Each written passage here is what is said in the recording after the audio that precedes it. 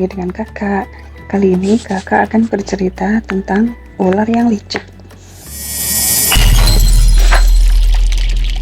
Di sebuah hutan rimba hiduplah seekor ular besar dan menakutkan. Ular ini sudah sangat tua, sehari-harinya ia selalu kelaparan. Bukan karena tidak ada hewan kecil yang bisa ia makan, tetapi karena sang ular tidak bisa lagi menangkap mangsanya. Geraknya sangat lambat dan tidak cekatan.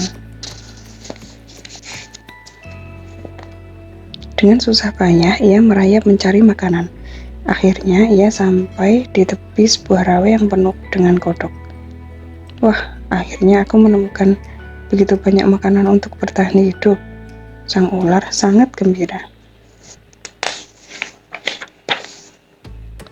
Perlahan-lahan ia mendekati kodok-kodok di rawa itu. Dengan tatapan tajam, ia mengincar kodok yang lebih kecil dengan harapan kodok itu tidak dapat mengelak dari gigitannya. 1, 2, 3, krauk, ya sasarannya meleset. Ia menjadi sangat putus asa. Ternyata ia memang sudah tak kuasa bergerak cepat seperti ketika ia masih muda. Hewan sebesar rusa pun masih bisa ia mangsa. Ia semakin putus asa. Ia tergeletak dengan lemahnya. Sambil terpuruk, ia memikirkan cara untuk memangsa mereka tanpa harus bersusah payah. Tiba-tiba dalam mata sayupnya, sang ular melihat ada seekor kodok kecil yang memperhatikan dan menelitinya. Sang ular perlahan bergerak. Si kodok kecil itu ternyata adalah anak kepala suku para kodok. Si kodok kecil kaget dan menjauh. "Kenapa kodok kecil? Kau takut padaku?" tanya si ular. "Aku ular dari negeri pertapa. Aku tidak akan memangsa kodok karena dahulu leluhur kalian telah menyelamatkanku." Si kodok masih belum yakin. "Kau berbohong, nanti pasti kau akan menelanku hidup-hidup," jawab kodok kecil. "Jika tidak percaya, sekarang naiklah ke pundakku. Mana mungkin aku bisa memangsamu jika kau sendiri ada di pundakku," jelas sang ular. "Aku telah berjanji pada leluhur kalian untuk melayani semua keturunannya," tegasnya lagi. Akhirnya si kodok percaya. Ia berkeliling dengan ular besar tersebut. Dalam perjalanan sang ular meminta agar ia dibawa ke tempat kepala suku, yaitu ayahnya. Si kodok kecil pun menyetujuinya. Tak lama kemudian mereka sampai di dusun kodok. Kepala suku sangat kaget melihat ular besar memasuki kawasannya.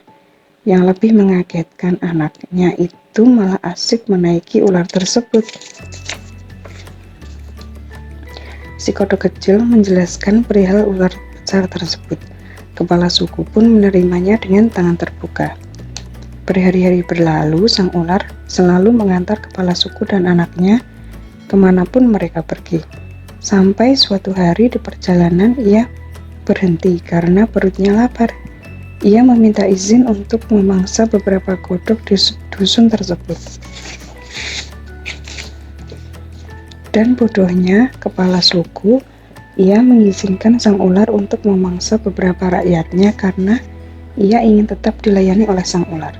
Setiap harinya ada beberapa kodok yang dikorbankan untuk sang ular. Awalnya 1, kemudian setiap hari sang ular meminta lebih banyak kodok lagi. Semakin hari ular itu semakin merajalela. Badannya menjadi segar kembali. Kini ia menjadi lincah seperti sedia kala. Ia tidak perlu menunggu kepala suku mengorbankan rakyatnya. Ia langsung memangsa mereka satu persatu. Lama-kelamaan semua kodok habis ia makan. Yang tersisa hanya kepala suku kodok beserta anak istrinya.